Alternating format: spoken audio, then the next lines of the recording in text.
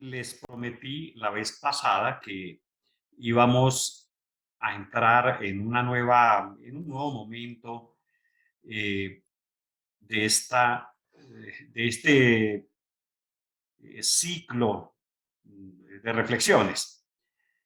Y he querido que demos un paso eh, hacia la comprensión que tiene San Pablo de Jesús.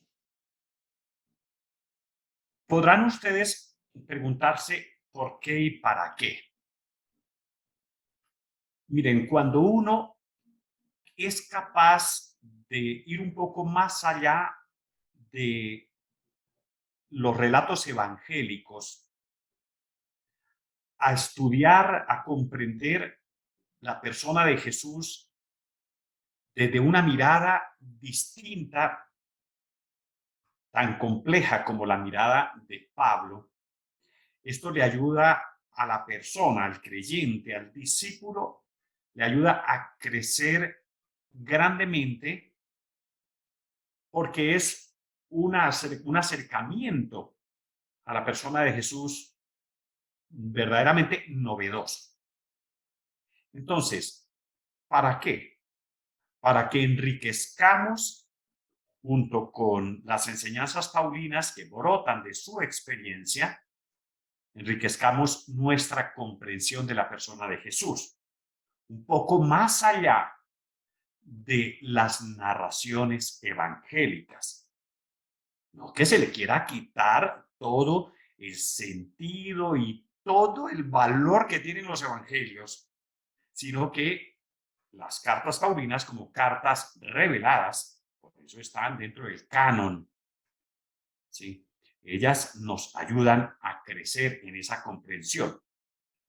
No voy a ir muy lejos, voy a abordar en primer momento el dato fundamental de la comprensión paulina de Jesús como aquel que fue resucitado de entre los muertos, así, taxativamente.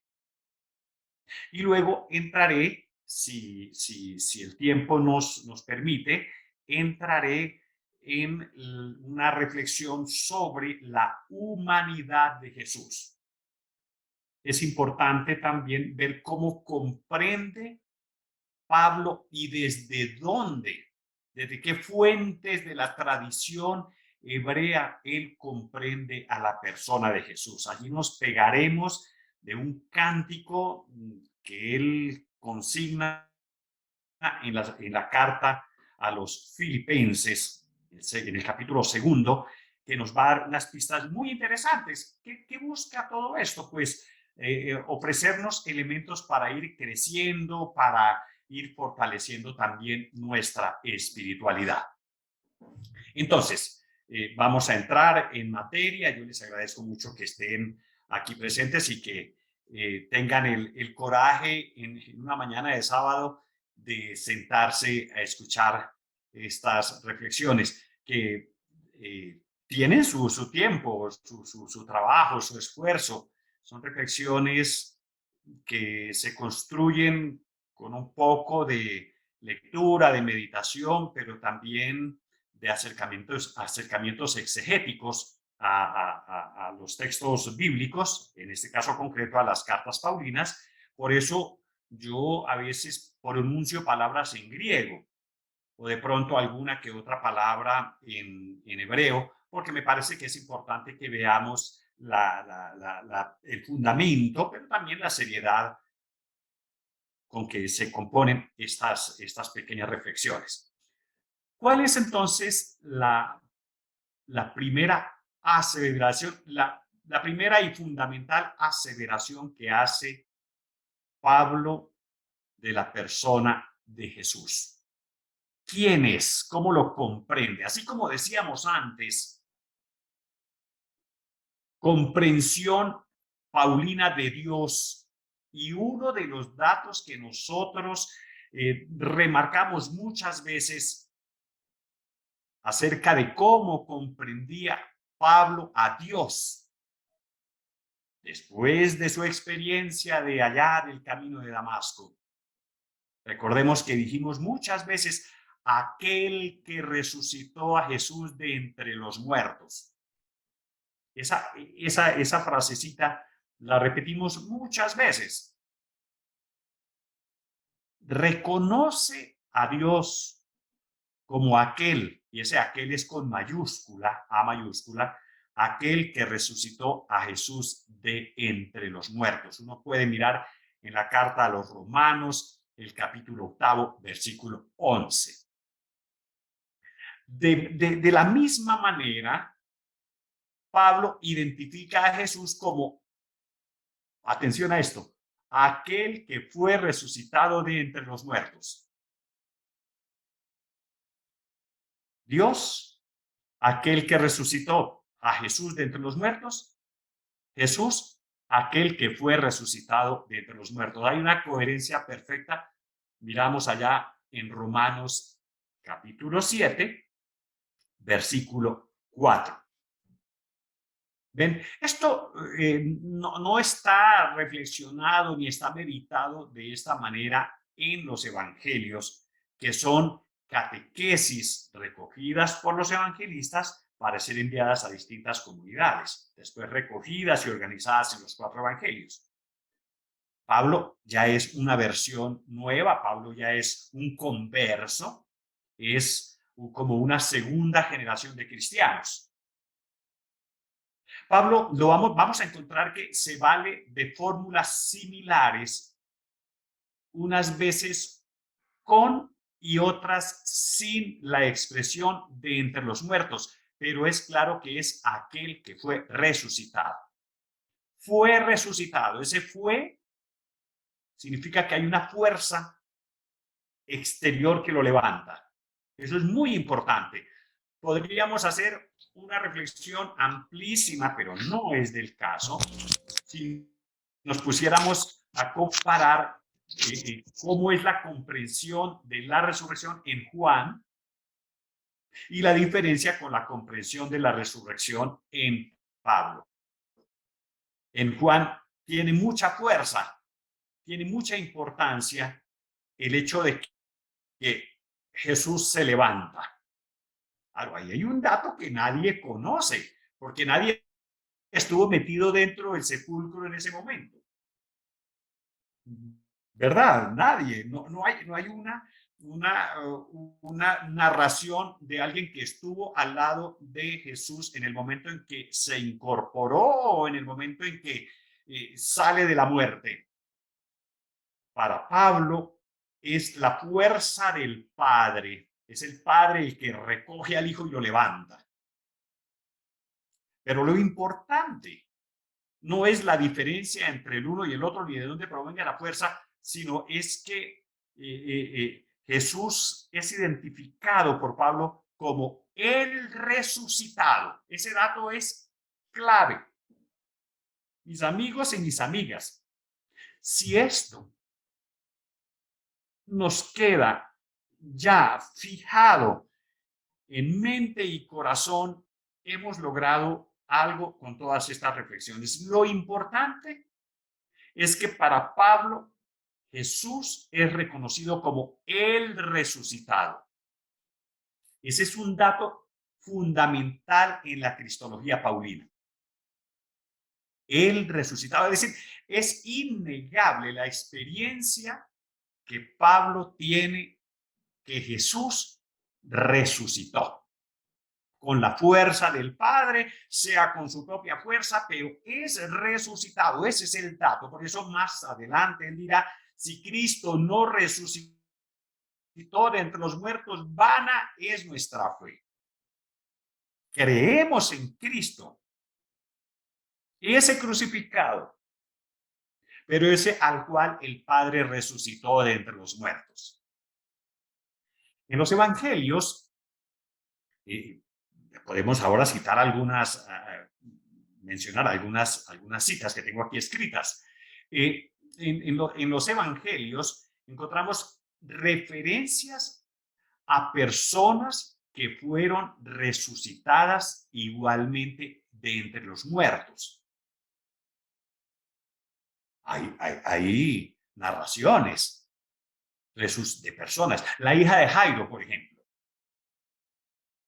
No podemos ponernos ahora a leer los textos uno a uno porque son textos que son perícopas completas. Entonces se nos iría ahí esta hora.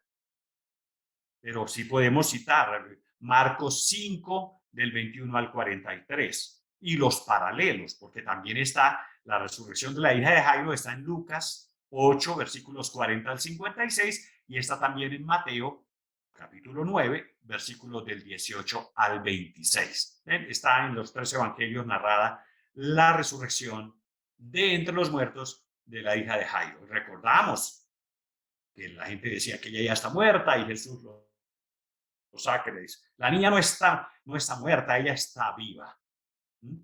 La gente se burlaba. Hay otra narración de otra resurrección, el hijo único de la viuda de Naín. ¿Recordamos? En Lucas capítulo 7, versículos del 11 al 17. Es otra resurrección. Jesús se acerca al féretro, lo toca y le dice al niño, levántate. Y el chico se levanta. La resurrección, una de las resurrecciones paradigmáticas, la resurrección de Lázaro, el amigo de Jesús, hermano de Marta y de María, que vivían en Betania, que Jesús se espera un buen tiempo, 4 días. ¿Sí? Incluso aquella dice, mira, ¿cómo van a abrir eso? Ya huele mal.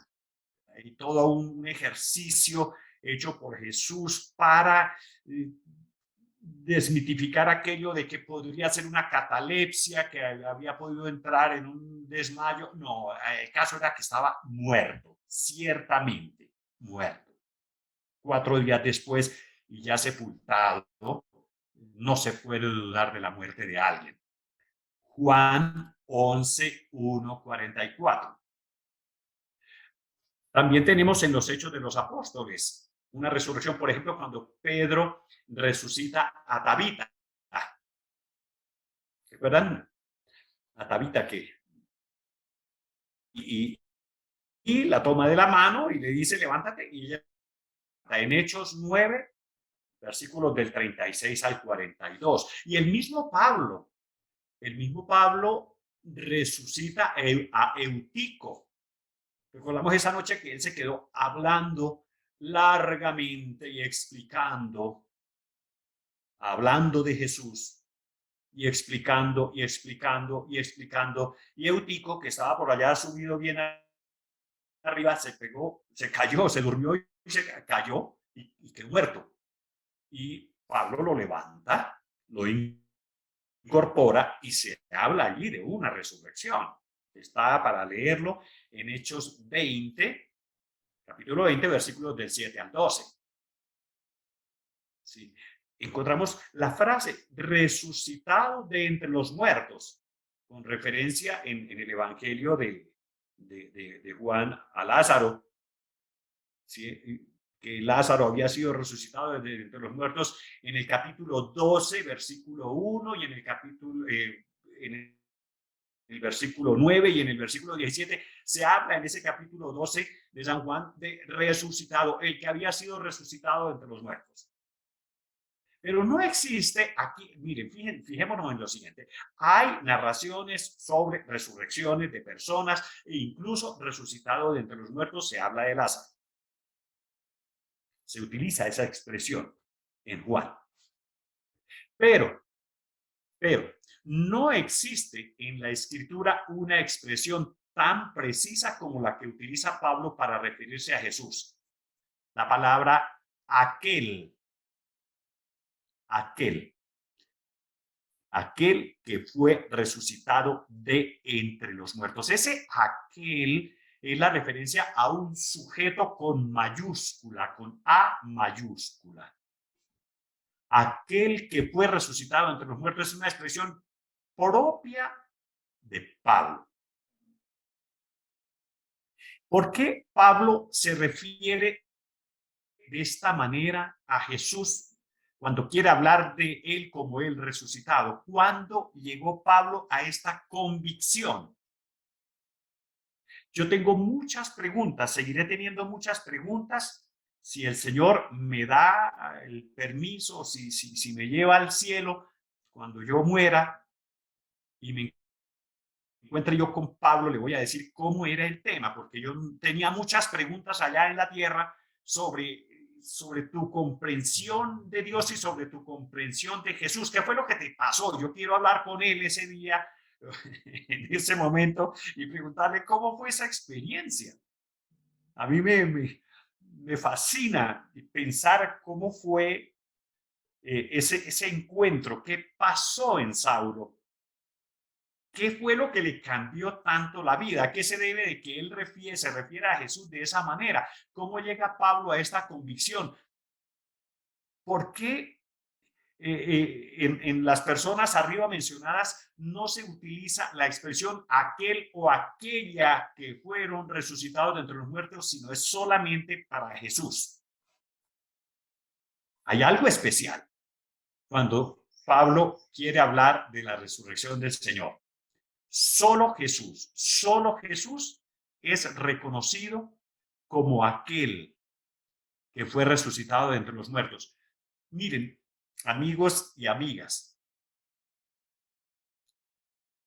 comprensión paulina de Jesús está vinculada, esa comprensión, fundamentalmente con la resurrección. Y de Jesús, para Pablo, es clarísimo decir aquel que fue resucitado entre los muertos. Aclara cuando afirma, sabemos que Cristo, resucitado de entre los muertos, no muere más. La muerte no tiene ya poder sobre él. Ojo a esa frase de Romanos 6, versículo 9. Tomen esa frase porque es bien importante. Sabemos que Cristo resucitado de entre los muertos no muere más. La muerte no tiene ya poder sobre él.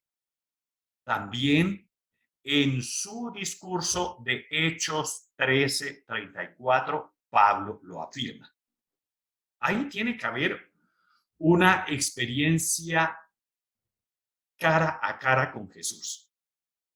Eso no se dice de buenas a primeras. Esa no es una convicción que brota así silvestre. Esa es una convicción que tiene mucho fondo místico, mucha profunda reflexión y tiene una profunda certeza o una evidencia de encuentro. Pareciera que Jesús mismo se lo hubiera explicado. Esto no se podría aplicar a ninguna otra de las personas que fueron resucitadas de entre los muertos. Estamos hace un momento. La hija de Jairo, el hijo de la viuda de Naín, Eutico, Lázaro, Tabita. Estas personas fueron solamente resucitadas a esta vida mortal, pero sujetas de nuevo a la muerte. La resurrección de Lázaro fue a esta vida mortal. En su momento moriría. La resurrección de estas personas, lo que quiere decir que sobre ellos, la muerte sí tuvo poder. En cambio, sobre Jesús no. Ahí hay una diferencia inmensa. Cristo resucitado de entre los muertos no muere más. La muerte no tiene ya poder sobre él.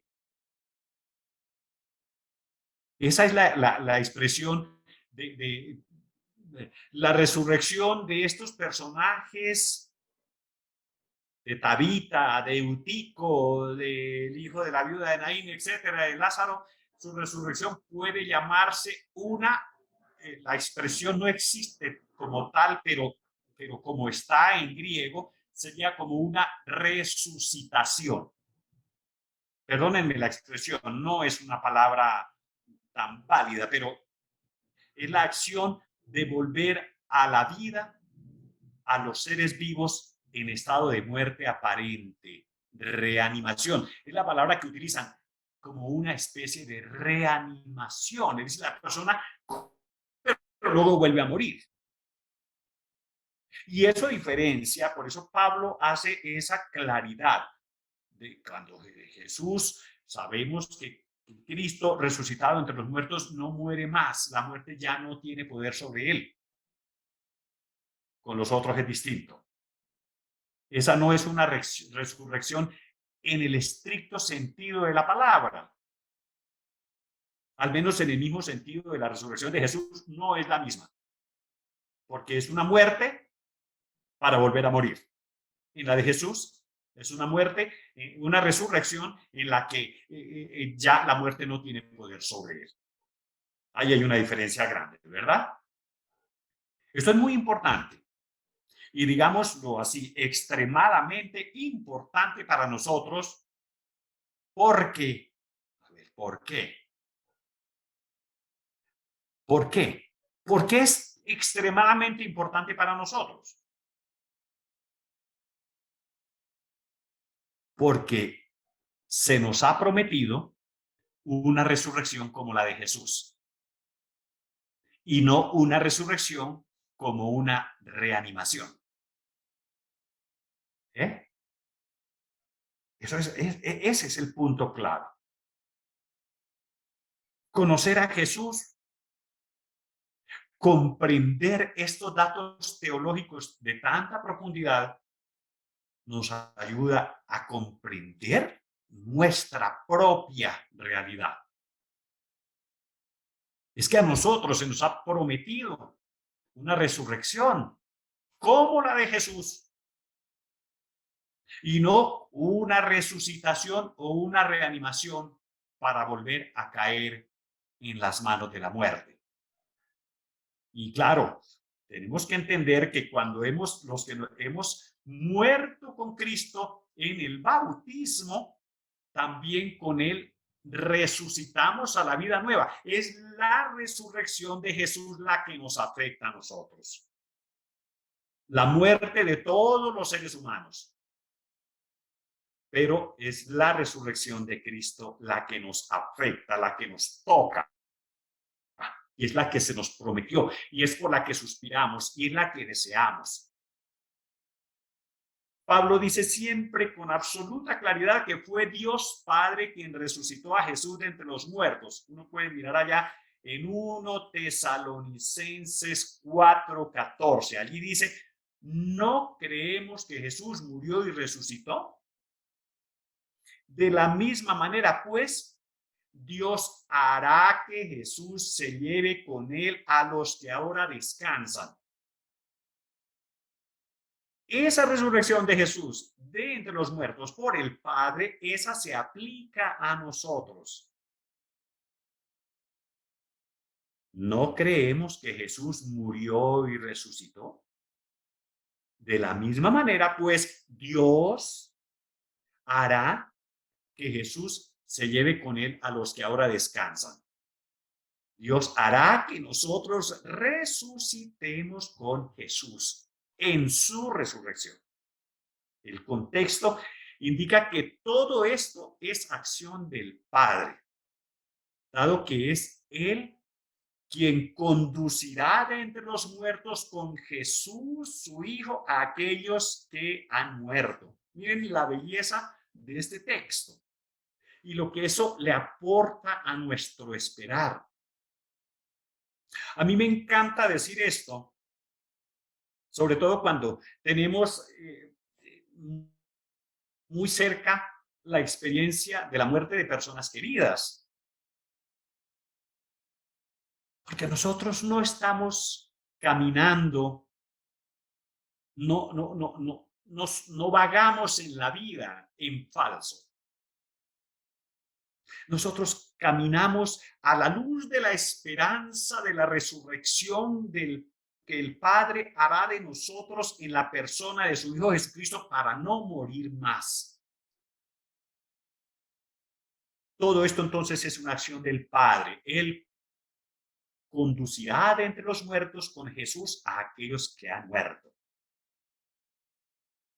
En el versículo 16 del mismo capítulo 4 de la carta a los tesalonicenses, Pablo afirma, cuando, voy a leer el texto, el texto exactamente, dice, cuando se dé la señal por la voz del arcángel y la trompeta divina, el mismo Señor bajará del cielo. Ojo que es Dios, él lo llama el Señor. El mismo Señor bajará del cielo y primero resucitará a los que murieron con Cristo. Bueno, ¿qué otra cosa podemos esperar entonces? ¿Qué más gloria y qué más esperanza podemos pedir? Cuando se dé la señal por la voz del arcángel y la trompeta divina, el mismo Señor bajará del cielo, como el Padre que se sale de su cielo y primero resucitará a los que murieron en Cristo. Aquí Pablo utiliza una palabra, pues en griego es anistanai, anistanai, para indicar la resurrección de todos los muertos.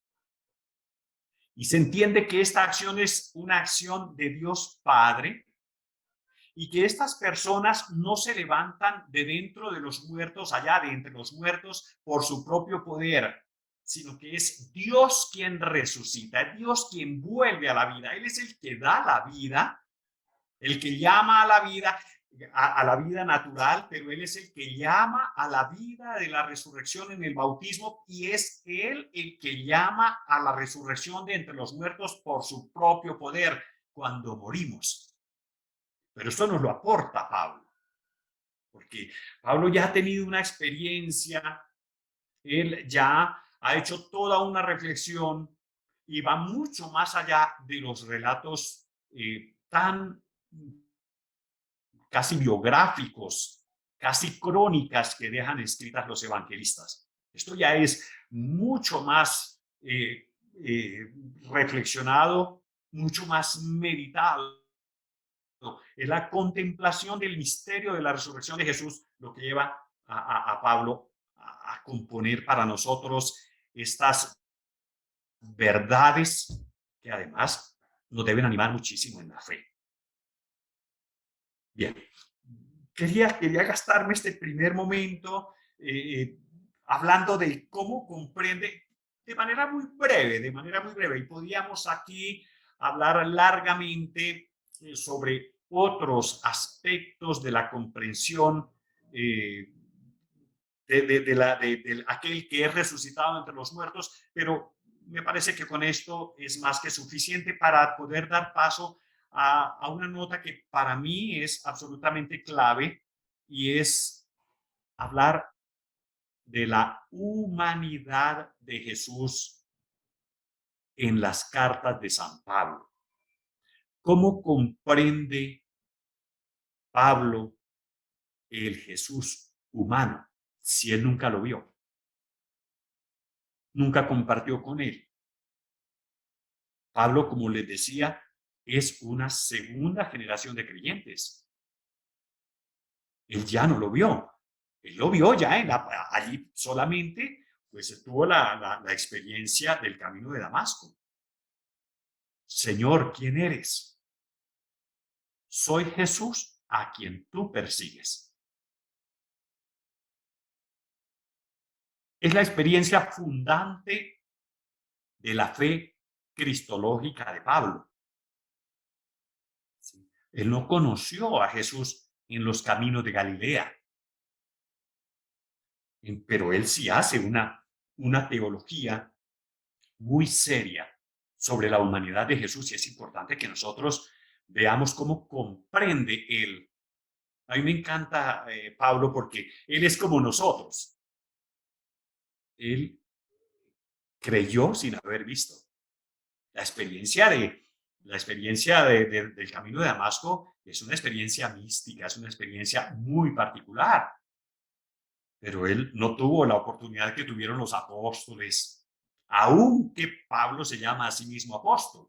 Dice, yo soy el último. Yo llegué como un aborto. Pero él es real que no estuvo caminando ahí los 3 años del ministerio de Jesús al lado de él. ¿Cómo entiende San Pablo la humanidad de Jesús y esto qué significa para nosotros? ¿Qué le aporta a nuestra espiritualidad, a nuestra vida de cristianos? Y yo estoy hablando a personas muy formadas, anhelantes, deseosas, inquietas de claves para seguir creciendo en su vida espiritual y que reciben estas aportaciones con gusto. ¿Qué le aporta el hecho a nuestra espiritualidad la comprensión paulina de la humanidad de Jesús? Vamos a ir a un himno de los himnos más hermosos consignados en las cartas de San Pablo. Vamos a tomar un himno de la carta a los filipenses, del capítulo 2, los versículos del 5 al 11. Es magnífico este himno, es un himno. Eh,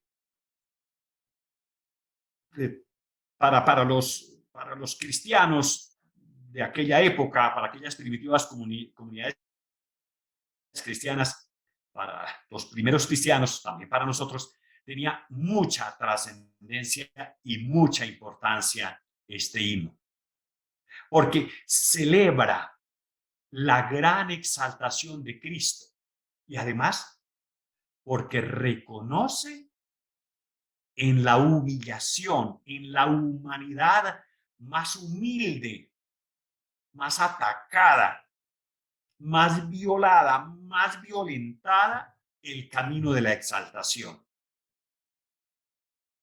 Eso es magnífico.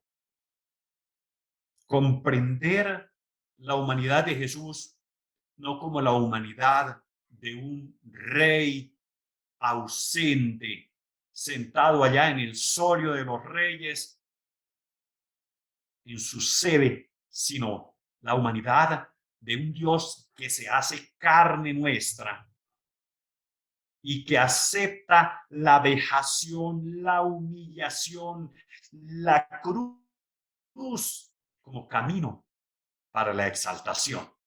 Ese es un dato para nosotros magnífico que le aporta a nuestra vida. Porque la vida de Cristo es vida de servicialidad. Eso lo muestran los evangelistas todo el tiempo. Pablo ya lo recoge en este himno.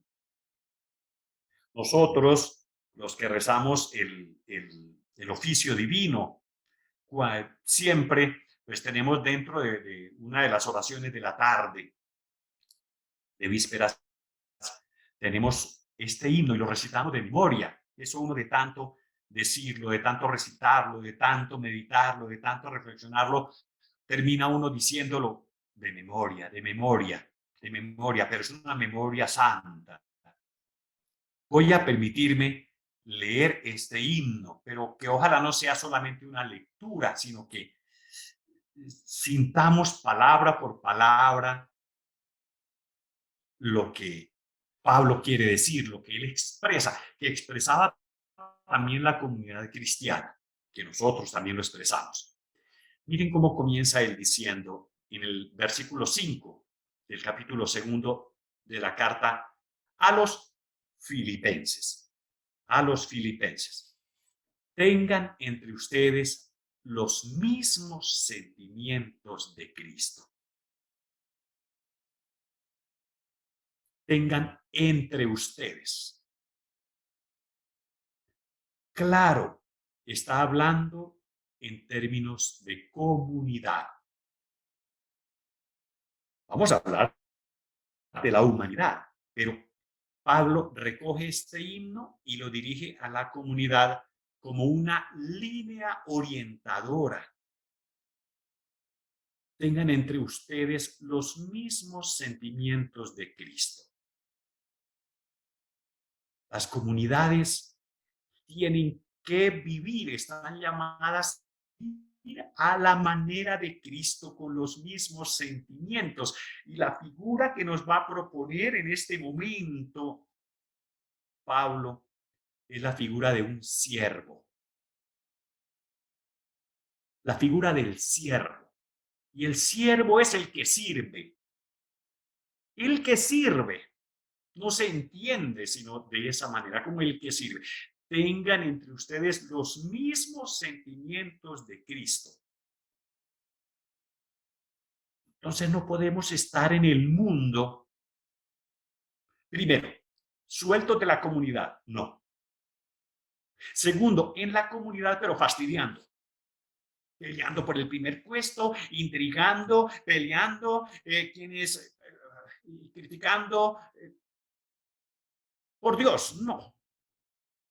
Eso se sale de, mejor dicho, ahí es donde nos volvemos nosotros antitestimonio. Y esto es comenzando por el cura. Eso no es que para los religiosos o que para el laicado, que no, es para todos.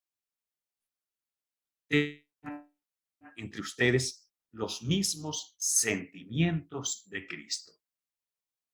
Y ahora comienza Pablo a narrar quién es Cristo y está contenido en el himno, el cual, siendo de condición divina, fijémonos cómo le da su lugar de Dios, siendo de condición divina, siendo Dios, siendo persona divina. Recordemos que la semana pasada estábamos celebrando la fiesta de la Santísima Trinidad. ¿Mm? Siendo de condición divina, el Hijo no retuvo ávidamente el ser igual a Dios. No retuvo ávidamente el ser igual a Dios, sino que se despojó de sí mismo, tomando condición de siervo, haciéndose semejante a los hombres y apareciendo en su porte como hombre, y se humilló a sí mismo, obedeciendo hasta la muerte y muerte de cruz, por lo cual Dios le exaltó y le otorgó el nombre con mayúscula que está sobre todo nombre, para que al nombre de Jesús toda rodilla se doble en los cielos, en la tierra, en los abismos, y toda lengua confiese que Cristo es Señor, para gloria de Dios Padre. Este es un himno que debiéramos nosotros tener muy presente, muy escrito, muy puesto en un lugar exaltado para que acudiéramos a él con mucha frecuencia. Nos conduce a la persona de Jesús. ¿A quién es él? ¿Cómo lo veía Pablo? ¿Cómo lo veía y lo anunciaba la comunidad de Filipos? Me permito volver a leer el texto. Tengan entre ustedes los mismos sentimientos de Cristo, el cual, siendo de condición divina, no retuvo ávidamente el ser igual a Dios, sino que se despojó de sí mismo, tomando condición de siervo, haciéndose semejante a los hombres y apareciendo en su porte como hombre, se unió a sí mismo, obedeciendo hasta la muerte y muerte de cruz, por lo cual Dios lo exaltó y le otorgó el nombre que está sobre todo nombre, para que al nombre de Jesús toda rodilla se doble en los cielos, en la tierra y en los abismos, y toda lengua confiese que Cristo Jesús es el Señor, para gloria de Dios Padre. Podemos de acá tomarnos para hablar de la comunidad, pero vamos a ir más a la comprensión paulina de Jesús. Aquí hay unos datos hermosísimos. Siendo de condición divina, se despojó de su rango y se puso como servidor. Y nosotros, que no somos Dios,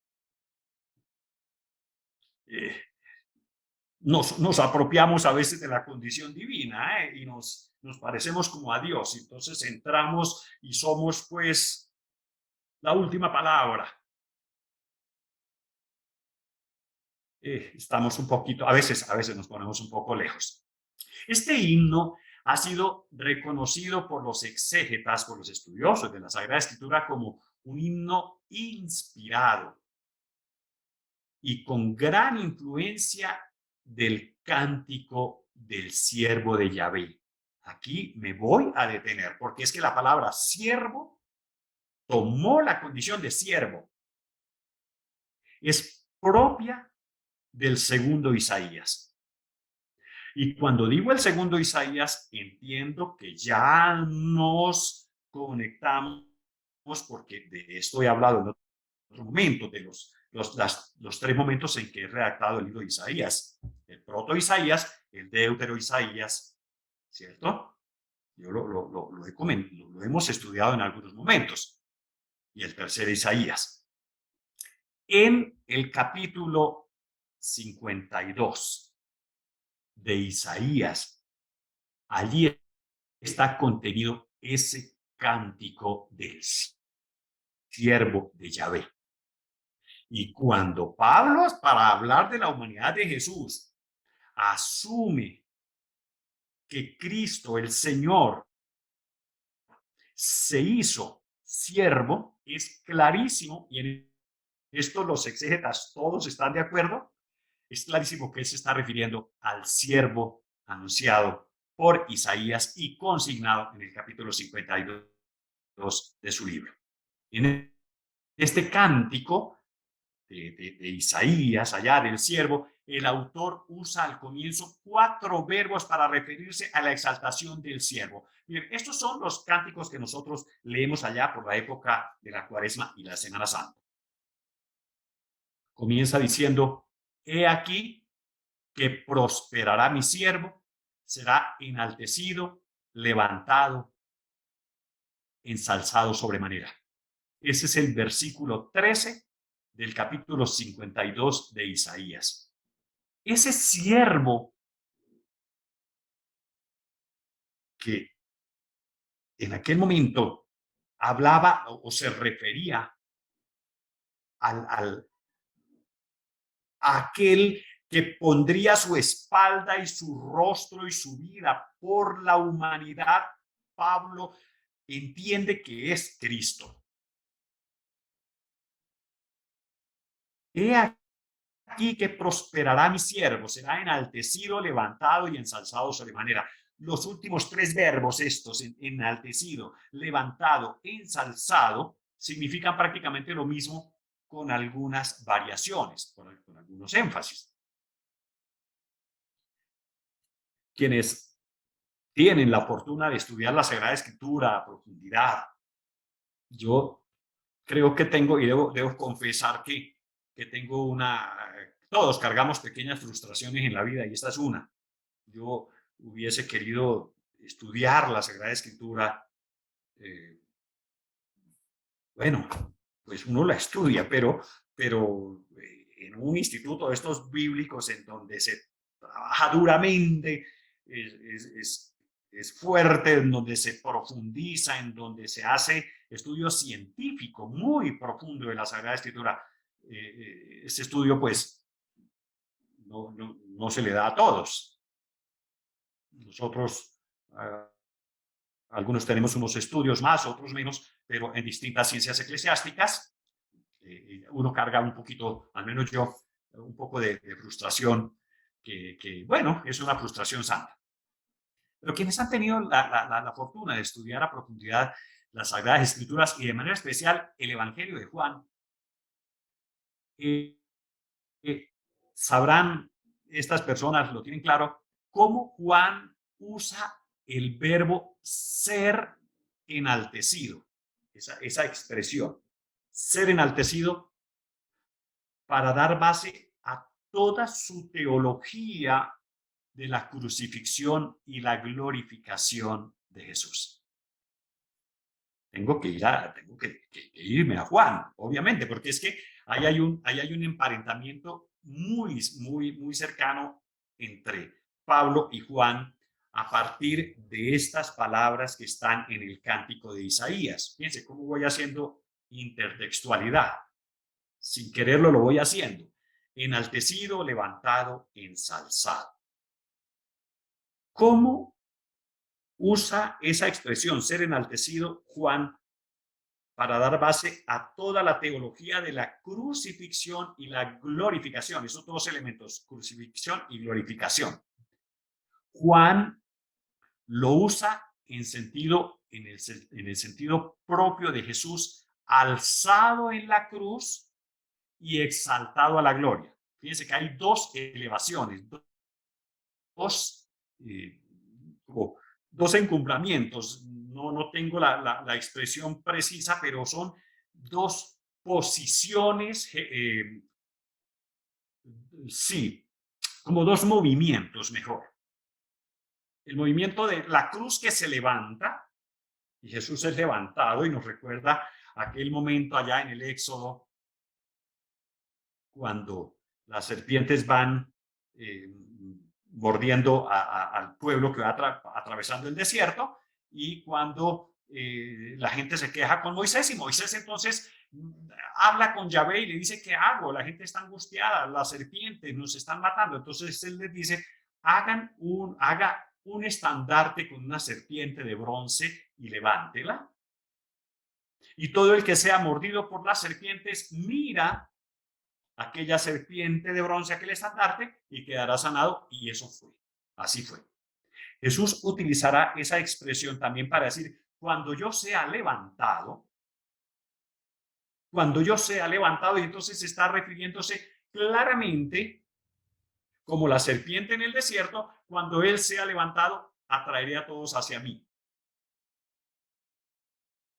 El levantamiento de Jesús en la cruz es fundamental, es necesario para la salvación del pueblo, pero también para su ingreso a la gloria. Estoy hablando, me desmarqué un momento de San Pablo, porque es que ahí hay un diálogo que es importante tener en cuenta. Es decir, es elevado en la cruz, en la crucifixión, y a la vez es elevado a la gloria. Y permítanme hacer aquí un pequeñísimo paréntesis dentro del gran paréntesis joánico que estoy haciendo. Sobre todo para cuando nuestros hermanos separados de la iglesia fastidian tanto con el tema de que nosotros somos idólatras, que porque tenemos imágenes, que porque adoramos las imágenes, etc. Todo esto que nosotros ya conocemos perfectamente, un discurso bastante trasnochado, un refrito ya. Pero es interesante ver cómo el mismo Dios le indica a Moisés hacer una serpiente y ponerla en un estandarte, y que la gente levante la mirada hacia ella cuando sean mordidos por las serpientes. No es que la adoran, no es que se postran en tierra, no. Y mucho menos una serpiente, que es el signo del pecado. Bueno, ahí hay una expresión interesante que nos deja ver, nos muestra, bueno, que las imágenes tienen un poder evocador. El tema es que no son el elemento de la fe. La imagen es apenas como un medio que evoca y conduce, indica, pero no es Dios y no se le adora. ¿Mm? Bueno, cierro ese pequeñísimo paréntesis. Bien, entonces, se debe recordar los dos momentos de la resurrección. aquí, en este momento, debemos recordar los dos momentos de la resurrección. El levantamiento de entre los muertos y la ascensión al cielo. Hay dos momentos que están articulados. La gloria de Cristo se completa en su ascensión.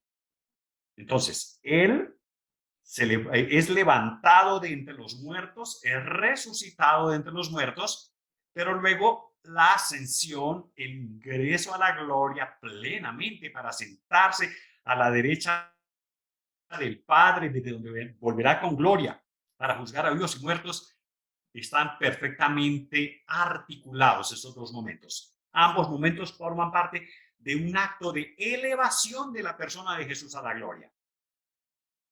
Obviamente precedidos ambos por un momento de levantamiento, de elevación en la cruz. Un levantamiento para morir, seguido de dos levantamientos para la gloria.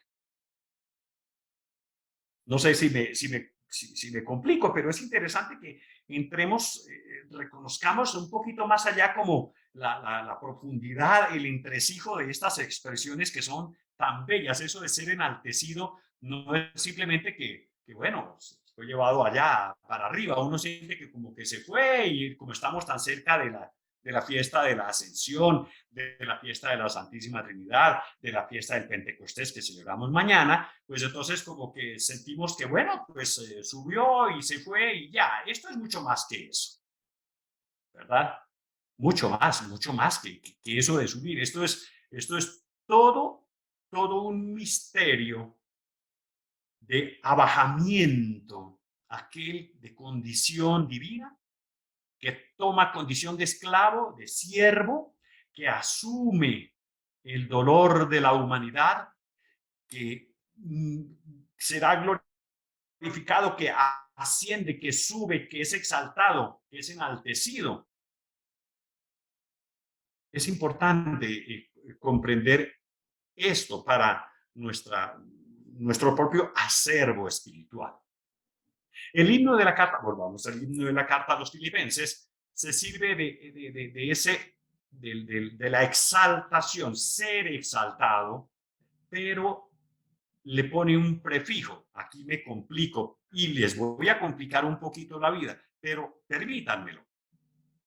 Le coloca un prefijo que es hiper, ¿sí? El hiperipsum, hiperipsum. Permítanme decir la palabra porque es solamente para que se vea que cuando él quiere hablar de esa exaltación, Pablo le pone el hiper. Ese hiper no tiene traducción al castellano. Pablo quiere decir, es súper exaltado. ¿Me entienden? No, por eso Dios lo levantó sobre todo. Fíjense la traducción que hacemos nosotros. Lo levantó sobre todo y le dio el nombre sobre todo nombre. No hay lo super exaltó, lo super levantó. No existe esa traducción. Nosotros decimos, por eso Dios lo levantó sobre todo.